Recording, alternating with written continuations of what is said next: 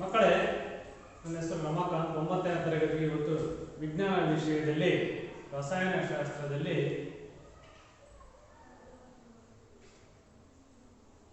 ದ್ರವ್ಯದ ಸ್ಥಿತಿಗಳು ಅನ್ನುವ ಪಾಠವನ್ನು ಮಾಡೋಣ. 9ನೇ ತರಗತಿಗೆ ರಸಾಯನಶಾಸ್ತ್ರದಲ್ಲಿ ದ್ರವ್ಯದ ಸ್ಥಿತಿಗಳು. ಮಕ್ಕಳೇ, ನೀವೆಲ್ಲ ಗೊತ್ತಿರೋ ಹಾಗೆ ಪ್ರಕೃತಿಯಲ್ಲಿ ನಾವು ನಾನಾ ರೀತಿಯ ವಸ್ತುಗಳನ್ನು ನೋಡ್ತೀವಿ. ಆ ವಸ್ತುಗಳು ಜೀವ ಇರ್ತಕ್ಕಂಥವುಗಳು ಇದ್ದಾವೆ, ಜೀವ ಇಲ್ಲದೆ ಇರ್ತಕ್ಕಂಥ ವಸ್ತುಗಳು ಇದೆ. ಸೊ ಹೀಗೆ ನಾವು ಜೀವ ಇರುವ ಮತ್ತು ಜೀವ ಇಲ್ಲದೆ ಇರ್ತಕ್ಕಂಥ ವಸ್ತುಗಳನ್ನು, ಸಜೀವಿಗಳು ಮತ್ತು ನಿರ್ಜೀವಿಗಳನ್ನು ನೋಡ್ತೀವಿ. ನಿರ್ಜೀವಿ ಅಂತಂದ್ರೆ ಜೀವ ಇಲ್ಲ, ಸಜೀವಿಗಳು ಜೀವ ಇರ್ತಕ್ಕಂಥದ್ದು. ಈ ಜೀವ ಇಲ್ಲದ ವಸ್ತುಗಳು ಏನು ನಿರ್ಜೀವಿಗಳಿದ್ದಾರೆ, ಅವುಗಳು 3 ಸ್ಥಿತಿಯಲ್ಲಿ ನಾವು 3 ರೂಪದಲ್ಲಿ ನಾವು ನೋಡ್ತೀವಿ. ಯಾವ್ಯಾವುದು ಅದನ್ನು ನಾವು ಹೇಳ್ತೀವಿ ದ್ರವ್ಯದ ಸ್ಥಿತಿಗಳು ಅಂತ ಹೇಳ್ತೀವಿ. ದ್ರವ್ಯಗಳು ನಮಗೆ ಪ್ರಕೃತಿಯಲ್ಲಿ 3 ಸ್ಥಿತಿಯಲ್ಲಿ ನಾವು ಕಾಣ್ತೀವಿ. ಅವು ಯಾವ ಸ್ಥಿತಿಗಳು ಅಂತಂದ್ರೆ ದ್ರವ್ಯದ ಸ್ಥಿತಿಗಳು. ನಂಬರ್ 1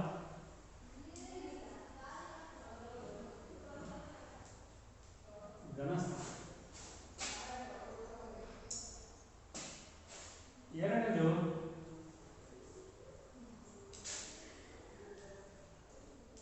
ದ್ರವ ಸ್ಥಿತಿ,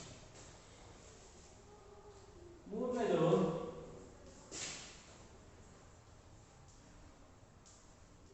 ಅನಿಲ ಸ್ಥಿತಿ.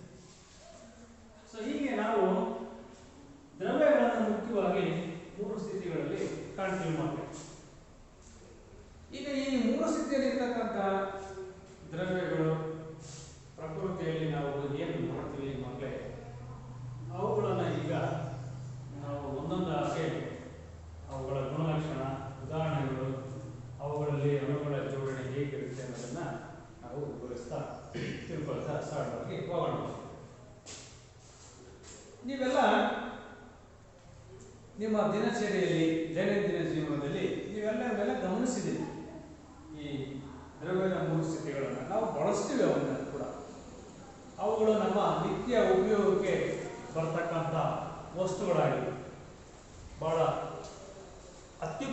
ಉಪಯುಕ್ತ ವಸ್ತುಗಳಾಗಿವೆ ಅವು ಮಕ್ಕಳೇ. ಸೊ ಉದಾಹರಣೆಗೆ ಹೇಳ್ಬೇಕು ಅಂತಂದ್ರೆ ನಾವು ಅವೆಲ್ಲ ಒಂದೊಂದೇ ನಾವು ಅಭ್ಯಾಸ ಮಾಡ್ತಾ ಹೋದಾಗ ಬರುತ್ತೆ, ನಾನು ಸಪರೇಟಾಗಿ ಹೇಳಬೇಡ. ಸೊ ಈ ರೀತಿ ದ್ರವ್ಯದ ಸ್ಥಿತಿಗಳು 3 ಇವೆ ಅಂತ ನಾವು ತಿಳ್ಕೊಳ್ಳೋಣ. ಘನಸ್ಥಿತಿ, ದ್ರವ ಸ್ಥಿತಿ, ಅನಿಲ ಸ್ಥಿತಿ. ಈಗ ನಾವು ಒಂದೊಂದನ್ನೇ ನಾವು ಹೆಚ್ಚಿನ ಮಾಹಿತಿ ತಿಳ್ಕೊಳ್ತಾ ಹೋಗೋಣ. ಘನಸ್ಥಿತಿ ವಸ್ತುಗಳು ಅಥವಾ ಘನಸ್ಥಿತಿಯಲ್ಲಿರ್ತಕ್ಕಂಥ ವಸ್ತುಗಳು ಅಥವಾ ಘನಸ್ಥಿತಿ ವಸ್ತುಗಳು, ಇಂಗ್ಲಿಷಲ್ಲಿ solid state matter, matter. So solid state matter ಅಂದ್ರೆ ಘನಸ್ಥಿತಿ ವಸ್ತುಗಳು.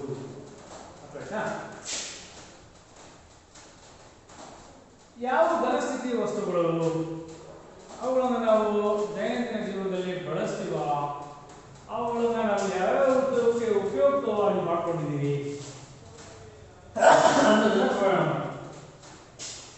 ಘನಸ್ಥಿತಿ ವಸ್ತುಗಳು ಅಂತಂದ್ರೆ ಇದೇ ತರಗತಿಯಲ್ಲಿ ನಾವು ಕಾಣಬಹುದಾದಂತಹ ವಸ್ತುಗಳಾದಂತಹ ನಾವು ಬಳಸ್ತಾ ಇರ್ತಕ್ಕಂಥ ಚಾಪೀಸ್ ಆಗಿರ್ಬೋದು, ಡಸ್ಟರ್ ಆಗಿರ್ಬೋದು, ಟೇಬಲ್ ಆಗಿರ್ಬೋದು, ಕನ್ನಡಕ, ಮೊಬೈಲ್ ಆಗಿರ್ಬೋದು, ಪೆನ್ ಆಗಿರ್ಬೋದು, ಡೆಸ್ಕು, ಬಕೆಟ್ ಇರ್ಬೋದು, ಹೊರಗಡೆ ಕಲ್ಲು ಇರ್ಬೋದು, ಮಣ್ಣು ಇರ್ಬೋದು, ಗ್ಲಾಸ್ ಇರ್ಬೋದು, ಕಬ್ಬಿಣ ಲೋಹಗಳು ಇರ್ಬೋದು, ಪೇಪರ್ ಇರ್ಬೋದು, ಟ್ರೈಪಾಡ್ ಸ್ಟ್ಯಾಂಡ್ ಇರ್ಬೋದು.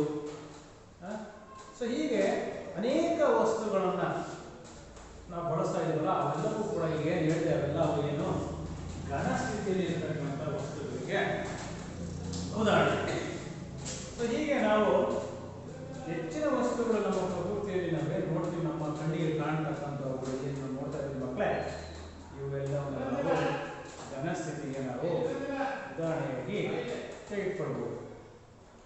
ಇಂತಹ ಘನಸ್ಥಿತಿಯಲ್ಲಿರ್ತಕ್ಕಂಥ ವಸ್ತುಗಳಲ್ಲಿ ಅಣುಗಳ ಜೋಡಣೆ ಹೇಗಿರುತ್ತದೆ, ಅಣುಗಳು ಅವುಗಳ ಜೋಡಣೆ ಹೇಗಿರುತ್ತೆ, ಆಟಮ್ಸ್ ಅಂತ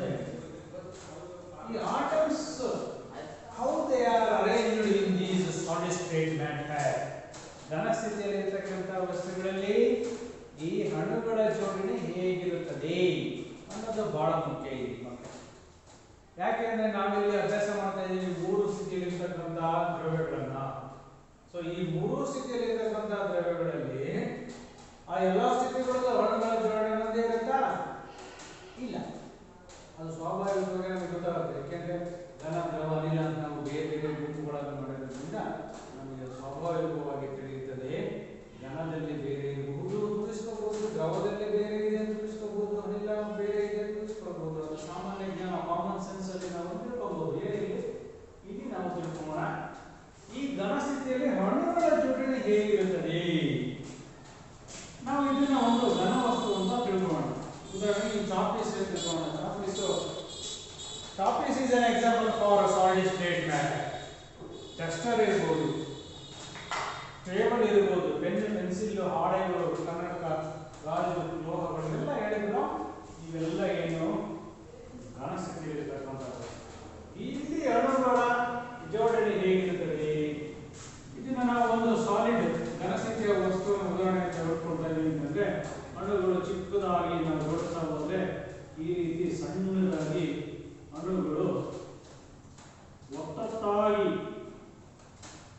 ಒಂದು ಮತ್ತು ಇನ್ನೊಂದು ಅಣುಗಳ ಮಧ್ಯೆ ಹೆಚ್ಚಿನ ಆಕರ್ಷಣಾ ಶಕ್ತಿಯೊಂದಿಗೆ ಅವುಗಳ ಮಧ್ಯೆ ಯಾವುದೇ ರೀತಿಯ ಸ್ಥಳಾವಕಾಶವಿಲ್ಲದೆ ಅಣುಗಳು ಜೋಡಣೆಯಾಗಿರುತ್ತವೆ. ಎಲ್ಲೇ ಮಕ್ಕಳೇ?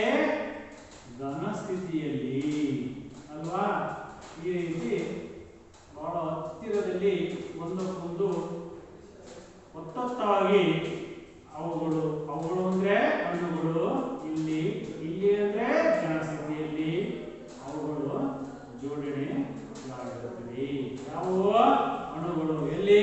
ಘನ ಸ್ಥಿತಿಯಲ್ಲಿ. ಅರ್ಥ ಆಯ್ತಾ? ಸೊ ಈಗ ತುಂಬಾ ಯಾವುದೇ ರೀತಿ ಅಣುಗಳ ಮಧ್ಯೆ ಸ್ಥಳಾವಕಾಶವಿಲ್ಲದೆ ಅಣುಗಳು ಒಂದಕ್ಕೊಂದು ಅತಿ ಹೆಚ್ಚಿನ ಆಕರ್ಷಣಾ ಶಕ್ತಿಯೊಂದಿಗೆ ಘನ ಸ್ಥಿತಿಯಲ್ಲಿರ್ತಕ್ಕಂಥ ವಸ್ತುಗಳಲ್ಲಿ ಅಣುಗಳು ಜೋಡಣೆಯಾಗಿರುತ್ತವೆ. ಅರ್ಥ ಆಯ್ತಾ ಮಕ್ಕಳೇ? ಆಯ್ತು. ಸೊ ಉದಾಹರಣೆಗಳನ್ನು ನಾವು ತಿಳ್ಕೊಂಡಿದ್ವಿ. ಸೊ ಈ ಅಣುಗಳ ಮಧ್ಯೆ ಯಾವುದೇ ರೀತಿ ಸ್ಥಳಾವಕಾಶವಿಲ್ಲ, ಫುಲ್ ಟೈಟ್ ಆಗಿ ಒಂದಕ್ಕೊಂದು ಬಂಧಿಸಲ್ಪಟ್ಟಿರುತ್ತದೆ. ಅಣು ಮತ್ತು ಅಣುವಿನ ಮಧ್ಯೆ ಘನ ಸ್ಥಿತಿಯಲ್ಲಿರ್ತಕ್ಕಂಥ ಅಣು ಮತ್ತು ಅಣುವಿನ ಮಧ್ಯೆ between an atom and atom there is a high force of attraction between them. ಅವುಗಳ ಮಧ್ಯೆ ಅತಿ ಹೆಚ್ಚಿನ ಆಕರ್ಷಣಾ ಶಕ್ತಿ ಇರುತ್ತದೆ. ಬಹಳ ಒತ್ತೊತ್ತಾಗಿ ಅಣುಗಳು ಒಂದಕ್ಕೊಂದು ಅಂಟಿಕೊಂಡಿರುತ್ತವೆ.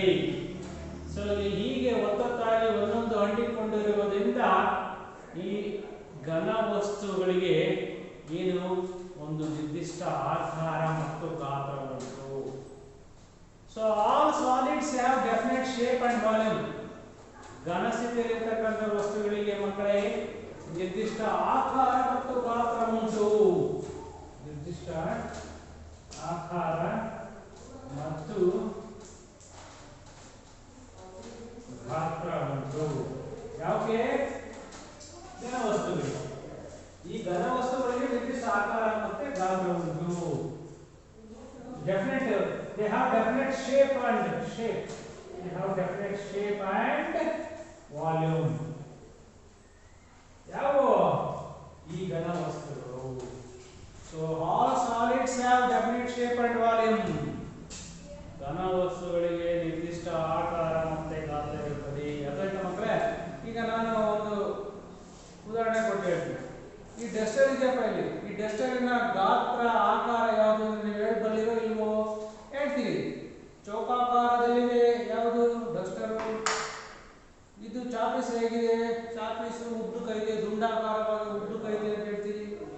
ಒಂದು ಪುಸ್ತಕವನ್ನ ಕೊಟ್ರೆ ನೀವು ಪುಸ್ತಕ ಆಯತಾಕಾರದಲ್ಲಿದೆ ಅಂತ ಹೇಳ್ತೀರಿ.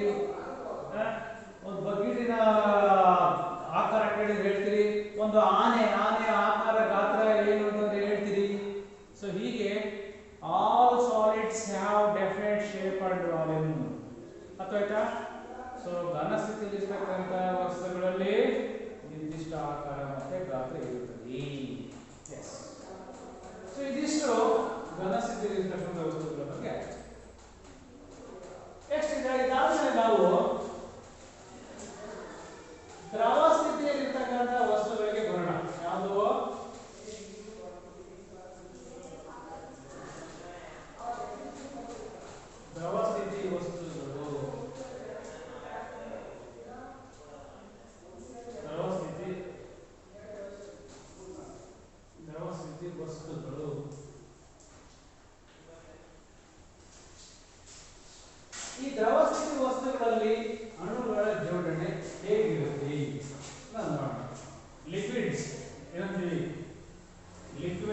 state, liquid state matter, NATTR. ದ್ರವ ದ್ರವ ಸ್ಥಿತಿಯಲ್ಲಿರ್ತಕ್ಕಂಥ ವಸ್ತುಗಳು ಯಾವ್ಯಾವು ಫಸ್ಟ್ ಪ್ರಕೃತಿಯಲ್ಲಿ ಅದನ್ನು ತಿಳ್ಕೊಳ್ಳೋಣ. ಅವುಗಳಲ್ಲಿ ಅಣುಗಳ ಜೋಡಣೆ ಹೇಗಿರುತ್ತೆ ಅಂತ ತಿಳ್ಕೊಳ್ಳೋಣ. ಉದಾಹರಣೆಗೆ ನೋಡುವ. ಪರಿಸರದಲ್ಲಿ ನಾವು ದ್ರವ ಸ್ಥಿತಿಯ ವಸ್ತುಗಳನ್ನ ಕಾಣ್ತೀವೋ ಇಲ್ವೋ? ಕಾಣ್ತೀವಿ ಅಲ್ವಾ ಮಕ್ಕಳೇ? ನಾವು ನಮ್ಮ ನಿತ್ಯ ಕರ್ಮಗಳನ್ನು ನಾವು ಸ್ಟಾರ್ಟ್ ಮಾಡೋದೇ ಬೆಳಗ್ಗೆ ಎದ್ದ ತಕ್ಷಣ ನೀರಿನಿಂದ. ನೀರು ಎಷ್ಟು ನಮಗೆ ಅವಶ್ಯಕತೆ ಇದೆ ನನಗೆ ಗೊತ್ತು. ನೀರಿನ ಅವಶ್ಯಕತೆಯನ್ನು ಅರಿತು ನಮ್ಮ ಹಿರಿಯವರು ಒಂದು ಮಾತು ಹೇಳಿದ್ದಾರೆ, ಏನು ನೀರಿಗೆ ಹತ್ರ ಇರಬೇಕಂತೆ, ನೆಂಟರ ದೂರ ಇರಬೇಕಂತೆ. ಅಂದ್ರೆ ನೀರು ನಮಗೆ ಅಷ್ಟು ಉಪಯುಕ್ತವಾಗಿರ್ತಕ್ಕಂಥ ಒಂದು ವಸ್ತು. ಯಾವುದು? ನೀರು. ಅದು ದ್ರವ. ನೀರು, ಹಾಲು, ಎಣ್ಣೆಗಳು, ಅಡಿಗೆಗೆ ಬಳಸ್ತಕ್ಕಂಥ ಎಣ್ಣೆಗಳು, ಮನುಷ್ಯರು ಕುಡಿತಕ್ಕಂಥ ಎಣ್ಣೆಗಳು, ಹೊಟ್ಟೆ ಹಾಕಿರ್ತಕ್ಕಂಥ ಎಣ್ಣೆಗಳು ಅಲ್ವಾ? ರಮ್ಮು, ವಿಸ್ಕಿ, ಜಿನ್ನು, ಬ್ರ್ಯಾಂಡಿ, ಬೀರು, ಅವು ಎಣ್ಣೆಗಳು ದ್ರವ ರೂಪದಲ್ಲಿದ್ದಾವೆ. ಅಡಿಗೆ ಎಣ್ಣೆಗಳು, ತುಪ್ಪ, ತಿನ್ನೆ ಎಣ್ಣೆಗಳು, ಕೊಬ್ಬರಿ ಎಣ್ಣೆ, ಶೇಂಗಾ ಎಣ್ಣೆ, ಕಡಲೆಕಾಯಿ ಎಣ್ಣೆ, ಹರಳೆಣ್ಣೆ, ಒಳ್ಳೆಣ್ಣೆ ಎಲ್ಲ ದ್ರವ ರೂಪದಲ್ಲಿದೆ ಅಲ್ವಾ? ಆಮೇಲೆ ದ್ರವ ರೂಪದಲ್ಲಿ ಒಂದು ಲೋಹನೂ ಕೂಡ ಇದೆ. ಯಾವುದು? ಪಾದರಸ ಅಂತಕ್ಕಂಥ ಲೋಹ. ಪಾದರಸ ಏನು? ಪಾದರಸ. ಮರ್ಕ್ಯೂರಿ ಅಂತೀವಲ್ಲ, this mercury is in solid state matter. This is the only matter which is in the solid liquid state. Sorry, ದ್ರವ ರೂಪದಲ್ಲಿರುವ ಲೋಹ ಯಾವುದು? ಪಾದರಸ. ಓಕೆ, ನಾವು ಈಗ ದ್ರವ ರೂಪದಲ್ಲಿರ್ತಕ್ಕಂಥ ವಸ್ತುಗಳಿಗೆ ಉದಾಹರಣೆಗಳನ್ನ ಹೇಳಿದ್ವಿ. ಈಗ ಉದಾಹರಣೆಗಳು ಆದ್ಮೇಲೆ ಈ ದ್ರವ ರೂಪದ ವಸ್ತುಗಳಲ್ಲಿ ಅಣುಗಳ ಜೋಡಣೆ ಹೇಗಿರುತ್ತದೆ? ಅಣುಗಳ ಜೋಡಣೆ ಹೇಗಿರುತ್ತದೆ? ಒಂದು ಉದಾಹರಣೆ. ಇದು ಒಂದು ದ್ರವ ರೂಪದ ವಸ್ತು ಅಂತ ತಿಳ್ಕೊಂಡು ಇದರಲ್ಲಿ ಅಣುಗಳು ಈ ರೀತಿ ಜೋಡಣೆ ಆಗಿರುತ್ತೆ. ಹೇಗೆ? ಅಣುಗಳ ಮಧ್ಯೆ ಒಂದು ಸ್ವಲ್ಪ ಸ್ಥಳಾವಕಾಶವಿರುತ್ತದೆ. ಅಣುಗಳ ಮಧ್ಯೆ ಆಕರ್ಷಣೆ ಇರುತ್ತದೆ. ಆದರೂ ಕೂಡ ಅವು ಘನರೂಪದ ವಸ್ತುಗಳಲ್ಲಿ ಜೋಡಣೆ ಆಗಿರುವ ರೀತಿ ಇರುವುದಿಲ್ಲ. ಆದರೆ ಅಣುಗಳ ಮಧ್ಯೆ ಒಂದು ಸ್ವಲ್ಪ ಸ್ಥಳಾವಕಾಶವಿರುತ್ತದೆ. Attraction between the atoms is slightly lighter than solid state matter. ಘನರೂಪದ ಅಣುಗಳ ಮಧ್ಯೆ ಇರುವ ಆಕರ್ಷಣೆಗಿಂತ ಸ್ವಲ್ಪ ಕಡಿಮೆ ಇರುತ್ತದೆ. ಎಲ್ಲಿ? ದ್ರವ ರೂಪದ ಅಣುಗಳ ಮಧ್ಯೆ ಆಕರ್ಷಣೆ ಇರುತ್ತೆ, ಆದರೆ ಕಡಿಮೆ ಇರುತ್ತದೆ. ಹಾಗಾಗಿ ನಾವು ಈ ಅಣುಗಳ ಮಧ್ಯೆ ಒಂದು ಸ್ವಲ್ಪ ಸ್ಥಳಾವಕಾಶವನ್ನು ನೋಡ್ತೀವಿ. ಹಾಗಾಗಿನೇ ದ್ರವ ರೂಪದ ವಸ್ತುಗಳಿಗೆ ಆಕಾರ ಇರುವುದಿಲ್ಲ, ಗಾತ್ರ ಉಂಟು.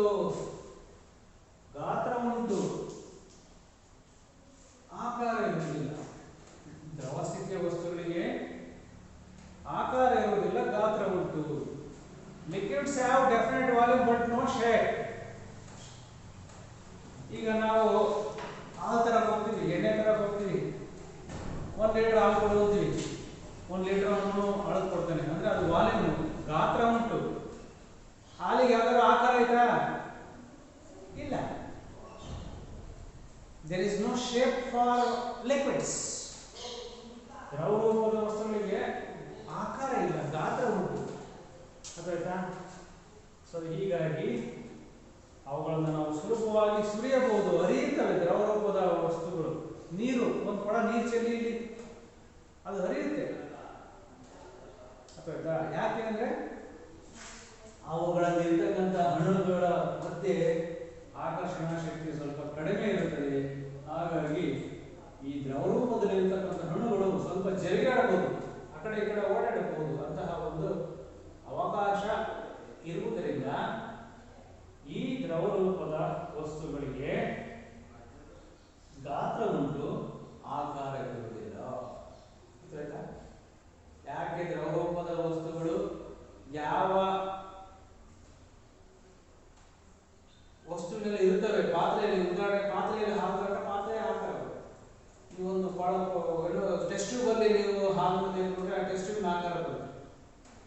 ಭರವಸೆ ಕೈಯಲ್ಲಿ ಒಂದು ಸ್ವಲ್ಪ ಹಾಕೋ ಹೊತ್ತಿಗೆ ನೀವು ಯಾವ ವಸ್ತು ಯಾವ ಒಂದು ಪಾತ್ರೆ ಲೋಟ ತಮಗೆ ಬಕೆಟು ಕೊಡ ಇವುಗಳಲ್ಲಿ ನಾವು ದ್ರವ ರೂಪದ ವಸ್ತುಗಳನ್ನು ತೆಗೆದುಕೊಂಡ್ರೆ ಆಯಾ ವಸ್ತುನ ಆಕಾರವನ್ನು ಪಡಿತೀವಿ ಅಂತ ನಾವು ನೋಡ್ತೀವಿ, ಗಮನಿಸಿದ್ದೀವಿ. ನೀವೆಲ್ಲ ನಾವು ಅದೇ ರೀತಿ ಉಪಯೋಗಿಸ್ತೀವಿ ಅಲ್ವಾ? ಸೊ ಇದಿಷ್ಟು ದ್ರವ ಸ್ಥಿತಿಯ ವಸ್ತುಗಳ ಬಗ್ಗೆ ಆಯ್ತು. ದ್ರವ ಸ್ಥಿತಿಯ ವಸ್ತುಗಳ ಬಗ್ಗೆ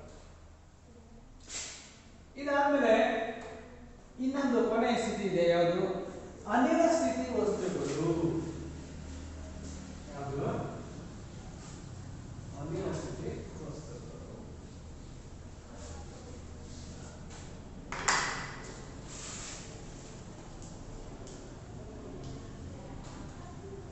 ಅನಿಲ ಸ್ಥಿತಿ ವಸ್ತುಗಳು. ಇಂಗ್ಲಿಷಲ್ಲಿ ನಾವು ಗ್ಯಾಸಸ್ ಅಥವಾ ಗೇಷಿಯಸ್ ಸ್ಟೇಟ್ ಮ್ಯಾಟರ್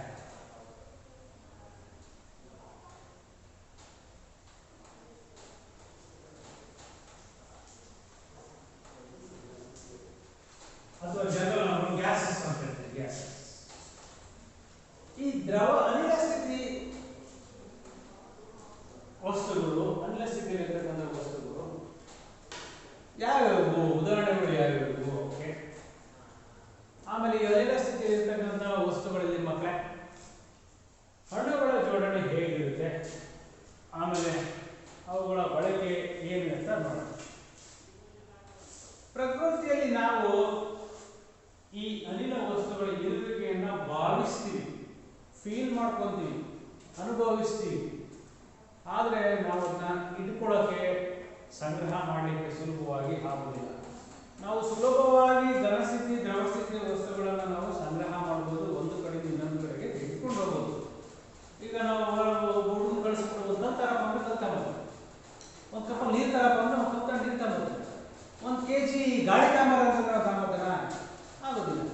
ಸೊ ಗಾಳಿ ಹಿಡಿದಿರ್ತಾರೆ ಸ್ವಲ್ಪ ಒಂದು ತಮ್ಗೆ ಗಾಳಿ ತರ ತರಕಾಗತ್ತಾ? ಇಲ್ಲ. ಸೊ ಹೀಗೆ ಅನಿಲ ಸ್ಥಿತಿಯ ವಸ್ತುಗಳು ಯಾವ್ಯಾವುದು ಅನ್ನೋದಕ್ಕೆ ಉದಾಹರಣೆ ಹೇಳಿದ್ರೆ ಗಾಳಿ ಒಂದು ಮುಖ್ಯವಾದಂತಹ ಒಂದು ಉದಾಹರಣೆ ಆಗ್ತಿ. ಗಾಳಿ ಅನ್ನುವುದು ಅದು ಒಂದು ಅನಿಲ ಅಲ್ಲ, ಅನಿಲಗಳ ಮಿಶ್ರಣ. ಯಾವುದು? ಗಾಳಿ. ಇಂಗ್ಲಿಷಲ್ಲಿ ಹೇಳ್ತೀವಿ ಏರ್ ಅಂದ್ರೆ ಗಾಳಿ. Air is A mixture of gases. ಗಾಳಿಯಲ್ಲಿ ಬೇರೆ ಬೇರೆ ಅನಿಲಗಳಿವೆ, ಹಾಗಾಗಿ ಗಾಳಿಯನ್ನು ಅನಿಲಗಳ ಮಿಶ್ರಣ ಅಂತ ಹೇಳ್ತೀವಿ ಮಕ್ಕಳಿಗೆ. ಆಯ್ತಾ? ನಾವು ಗಾಳಿಯಿಂದ ಒಂದೇ ಅಂತ ತಗೋದು. ಹಾಗಾದ್ರೆ ಗಾಳಿಯಲ್ಲಿ ಯಾವ್ಯಾವ ಬೇರೆ ಅನಿಲಗಳಿವೆ ಸರ್ ಅಂತ ನೀವು ಹೇಳ್ತೀವಿ. ಹೇಳೋಣ. ಗಾಳಿಯಲ್ಲಿ ಸಾರಜನಕ ಉಂಟು, nitrogen. 78% of nitrogen is present in the air. ಆಮೇಲೆ ಆಮ್ಲಜನಕ ಉಂಟು, 21% ಆಮ್ಲಜನಕ ಉಂಟು ಎಲ್ಲಿ? ಗಾಳಿಯಲ್ಲಿ. ಅದರ ಜೊತೆಗೆ ಸಾರಜನಕ ಮಕ್ಕಳೇ, ಸಾರಜನಕ ಆಮ್ಲಜನಕದ ಜೊತೆಗೆ ಜಲಜನಕ ಉಂಟು. ಜಲಜನಕದ ಜೊತೆಗೆ ಇಂಗಾಲ ಡೈಆಕ್ಸೈಡ್ ಉಂಟು. ಅದಾದ್ಮೇಲೆ ಇನ್ನಿತರೆ ಗಾಳಿಗಳು ಉಂಟು. ಯಾವುದು? ಜಡಾನಿಲಗಳು ಅಂತ ಹೇಳ್ತೀವಿ ಮಕ್ಕಳೇ. ಯಾವುದು ಜಡಾನಿಲಗಳು? Helium, argon, neon. Helium, neon, argon, krypton, xenon, radon ಅಂತೇಳಿ ಇವೆಲ್ಲ ಜಡಾನಿಲಗಳು. ಇವುಗಳು ಕೂಡ ಅಲ್ಪ ಪ್ರಮಾಣದಲ್ಲಿ ಗಾಳಿಯಲ್ಲಿ ಇವೆ. ಅದರ ಜೊತೆಗೆ ಗಾಳಿಯಲ್ಲಿ ಧೂಳಿನ ಕಣಗಳು ಮತ್ತು ತೇವಾಂಶ ಉಂಟು. ಹೀಗೆ ಒಟ್ಟಾರೆಯಾಗಿ ಮಕ್ಕಳೇ ಗಾಳಿಯನ್ನು ನಾವು ಅನಿಲಗಳ ಮಿಶ್ರಣ ಅಂತ ಕರಿತೀವಿ. ಅರ್ಥಾಯ್ತಾ? ಸೊ ಗಾಳಿಯಲ್ಲಿ ಏನೇನು ಉಂಟು ಅಂತೇಳಿ. So air is A mixture of gases. ಏನೇನಿದೆ? ಸಾರಜನಕ ಉಂಟು, ಆಮ್ಲಜನಕ ಉಂಟು, ಜಲಜನಕ ಉಂಟು, ಇಂಗಾಲ ಡೈಆಕ್ಸೈಡ್, ಜಡಾನಿಲಗಳು ಉಂಟು, ಧೂಳಿನ ಕಣಗಳು ಉಂಟು, ತೇವಾಂಶ ಉಂಟು. ಸೊ ಇವೆಲ್ಲವನ್ನು ಸೇರ್ಕೊಂಡು ನಾವು ಗಾಳಿಯನ್ನ ಅನಿಲಗಳ ಮಿಶ್ರಣ ಅಂತ ಹೇಳ್ತೀವಿ. ಓಕೆ, ಇದು ಅರ್ಥ ಆದ್ಮೇಲೆ ಇವೆಲ್ಲವೂ ಕೂಡ ಅನಿಲಗಳು ಏನು ಹೇಳಿದ್ರೆ ಎಲ್ಲ ಅನಿಲ ಸ್ಥಿತಿ ವಸ್ತುಗಳು ಉದಾಹರಣೆಗಳು ಆಯ್ತಾ? ಈ ಅನಿಲ ಸ್ಥಿತಿಯಲ್ಲಿರ್ತಕ್ಕಂಥ ವಸ್ತುಗಳಲ್ಲಿ ಅಣುಗಳ ಜೋಡಣೆ ಹೇಗಿರುತ್ತದೆ?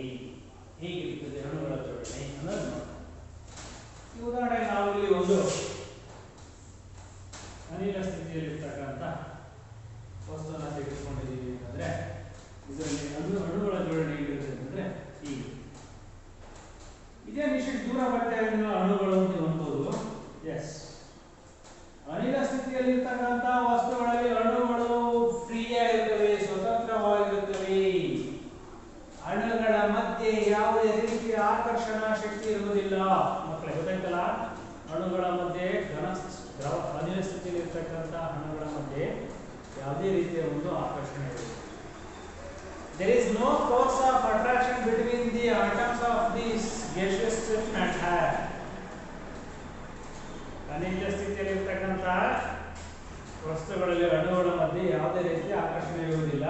They are independent, free. ಅವುಗಳು ಸ್ವತಂತ್ರವಾಗಿರುತ್ತವೆ. ಹಾಗಾಗಿ ಗಾಳಿಯಲ್ಲಿರುವ ಅಣುಗಳು ಫ್ರೀಯಾಗಿ ಸ್ವತಂತ್ರವಾಗಿ ಒಂದು ಕಡೆಯಿಂದ ಇನ್ನೊಂದು ಕಡೆಗೆ ಚಲಿಸಬಹುದು. ಇದೇ ತರಗತಿಯಲ್ಲಿ ಇಲ್ಲಿ ಒಂದು ಗಾಳಿಯ ಅಣು ಇದೆ ಅಂತಂದ್ರೆ ನಾವು ಅದನ್ನ ಹುರಿಬಿದ್ರೆ ಆ ಕಡೆ ಹೋಗ್ಬೋದು. ಸೊ ಈ ಊರಿಂದ ಗಾಳಿ ಅಣು ಇನ್ನೊಂದು ಊರಿಗೆ ಹೋಗ್ಬೋದು. ಜೋರಾಗಿ ಗಾಳಿ ಬೀಸಿರೋದು ಇನ್ನೊಂದು ಊರಿಗೆ ಹೋಗ್ಬೋದು. ಇಂಡಿಯಾದಿಂದ ಪಾಕಿಸ್ತಾನಕ್ಕೆ ಹೋಗ್ಬೋದು ಗಾಳಿ, ಪಾಕಿಸ್ತಾನದಿಂದ ಅಫ್ಘಾನಿಸ್ತಾನಕ್ಕೆ ಹೋಗ್ಬೋದು, ಇಲ್ಲ ಚೈನಾಕ್ಕೆ ಹೋಗ್ಬೋದು, ಚೈನಾದಿಂದ ಇಲ್ಲಿ ಬರ್ಬೋದು. ಈ ಕರೋನಾ ವೈರಸ್ ಬಂದಿಲ್ಲ ಚೈನಾದಿಂದ ಇಲ್ಲಿಗೆ, ಹಂಗೆ ಬಹಳ ಸುಲಭವಾಗಿ ಅವು ಗಾಳಿಯಲ್ಲೇ ಬರಬಹುದು, ಗಾಳಿಯನ್ನು ಹೋಗಬಹುದು. ಗೊತ್ತಾಯ್ತಾ? ಸೊ ಈ ರೀತಿ ಗಾಳಿಯಲ್ಲಿರುವ ಅಣುಗಳು ಸ್ವತಂತ್ರವಾಗಿ ಅವು ಚಲಿಸಬಹುದು, ಎಲ್ಲಿಗಾದರೂ ಅವು ಫ್ರೀಯಾಗಿ ಹೋಗ್ಬೋದು. There is no attraction between the gaseous state molecules ಅಥವಾ ಅಣುಗಳ ಮಧ್ಯೆ ಯಾವುದೇ ರೀತಿ ಅಟ್ರಾಕ್ಷನ್ ಇರುವುದಿಲ್ಲ. ಗೊತ್ತಾಯ್ತಾ? ಆಮೇಲೆ ಈ ಅನಿಲ ಸ್ಥಿತಿ ವಸ್ತುಗಳಿಗೆ ಆಕಾರನೂ ಇಲ್ಲ, ಗಾತ್ರನೂ ಇಲ್ಲ. There is no definite shape and volume for gaseous state matter. ಅನಿಲ ಸ್ಥಿತಿಯ ವಸ್ತುಗಳಿಗೆ ಆಕಾರನೂ ಇರುವುದಿಲ್ಲ, ಗಾತ್ರನೂ ಇರುವುದಿಲ್ಲ. ಈ ಗಾಳಿಗೆ ಯಾವ ಆಕಾರ ಐತಿ? ಇಲ್ಲ, ಗಾಳಿಗೆ ಆಕಾರನೂ ಇಲ್ಲ, ಗಾತ್ರನೂ ಇಲ್ಲ. ನಾವು ಈ ಚಾಪಿಸ್ ಡಸ್ಟರ್ಗಾದ್ರೆ ಆಕಾರ ಗಾತ್ರ ಇರಬಹುದು. ಅದೇ ದ್ರವ ರೂಪದ ವಸ್ತು ಹಾಲು ಇರ್ಬೋದು, ಎಣ್ಣೆ ಇರ್ಬೋದು, ನೀರು ಇರ್ಬೋದು, 1 ಲೀಟರ್ 2 ಲೀಟರ್ ಅಂತ ಹೇಳ್ಬೋದು ಗಾತ್ರ ಬಂದು. ಆದರೆ ಗಾಳಿಗೆ ಆಕಾರ ಹೇಳಕ್ ಬರಲ್ಲ, ಗಾತ್ರನ ಹೇಳಕ್ ಬರಲ್ಲ. So that is why gases have no definite shape and volume ಅಂತ ಹೇಳ್ತಾರೆ. ಸೊ ಅನಿಲ ಸ್ಥಿತಿಯ ವಸ್ತುಗಳಿಗೆ ಗಾತ್ರನೂ ಇಲ್ಲ, ಆಕಾರನೂ ಇಲ್ಲ. ದಟ್ ಇಸ್ ನಾವು ಸಂದರ್ಭದಲ್ಲಿ ಹೇಳ್ತಾ ಇವತ್ತಿನ ತರಗತಿಯಲ್ಲಿ ನಾವು ದ್ರವ್ಯದ 3 ಸ್ಥಿತಿಗಳನ್ನು ಹೇಳಿದ್ವಿ. ದ್ರವ್ಯದ 3 ಸ್ಥಿತಿಗಳು ಯಾವ್ಯಾವ? ಘನ ಸ್ಥಿತಿ, ದ್ರವ ಸ್ಥಿತಿ, ಅನಿಲ ಸ್ಥಿತಿ. ಸೊ ಹೀಗೆ ಘನ, ದ್ರವ, ಅನಿಲ ಸ್ಥಿತಿಯ ವಸ್ತುಗಳು ಮತ್ತೆ ಅವುಗಳಿಗೆ ಉದಾಹರಣೆಗಳು, ಆಮೇಲೆ ಈ 3 ಸ್ಥಿತಿಯಲ್ಲಿ ಅಣುಗಳ ಜೋಡಣೆ ಹೇಗಿರುತ್ತೆ, ಆಮೇಲೆ ಅವುಗಳಲ್ಲಿ ಯಾವ್ಯಾವ ಆಕಾರ ಗಾತ್ರ ಉಂಟು, ಅವುಗಳನ್ನೆಲ್ಲ ಸಂಕ್ಷಿಪ್ತವಾಗಿ ಈ ತರಗತಿಯಲ್ಲಿ ನಾವು ತಿಳ್ಕೊಂಡಿದ್ದೀವಿ ಮಕ್ಕಳೇ. ಸೊ ಇಲ್ಲಿ